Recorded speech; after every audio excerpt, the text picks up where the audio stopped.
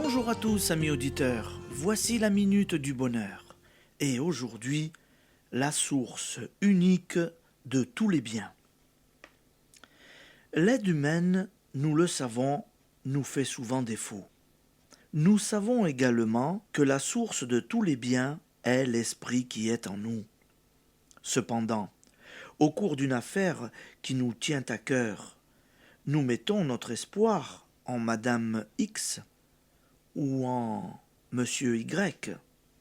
Et lorsqu'ils nous déçoivent, nous tenons tout pour perdu. Nous agissons comme des gens qui ne compteraient pas pour avoir du pain que sur le boulanger du coin, et qui se croiraient voués à la famine lorsque ce boulanger serait par hasard fermé. D'abord, il y a d'autres boulangers. Ensuite et surtout, il y a les grands champs de blé du monde. Il importe de bien nous mettre en tête que les possibilités que nous apportent les gens auxquels nous avons affaire sont un effet et non pas une cause. La seule cause, l'unique source de notre prospérité et de notre joie, c'est la puissance créatrice universelle, l'esprit en nous. Les eaux coulent, la source demeure.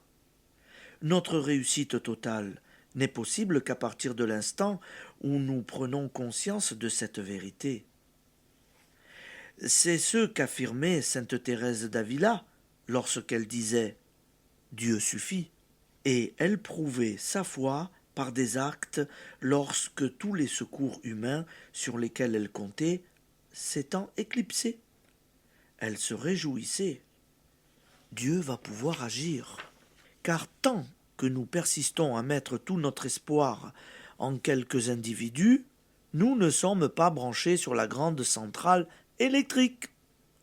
Nous nous contentons d'un groupe électrogène de faible puissance et qui peut flancher n'importe quand. L'esprit en vous vous donnera ce que vous lui demandez justement. Il vous le donnera par un canal de son choix, par X ou Y, ou peut-être par Z.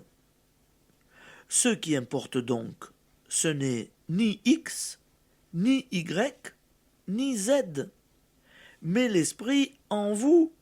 Voyez-vous la différence ? J'admets qu'il soit difficile, lorsque nous faisons des projets, de ne pas envisager avec ardeur telle solution qui nous semble heureuse. Cette ardeur, c'est l'immuable esprit que nous devons la porter. Il faut un certain courage. Le courage du passager qui doit quitter le navire qui fait naufrage pour se jeter dans le canot de sauvetage. Il y a là un moment de vertige et d'angoisse, mais c'est le seul moyen de salut. Toute aide humaine est susceptible de faire naufrage. Seul l'esprit créateur de tout bien ne chavire jamais, n'échoue jamais. Application. Lorsqu'une affaire, une démarche s'avère un échec, ayez la force de ne point désespérer, de ne même pas vous inquiéter.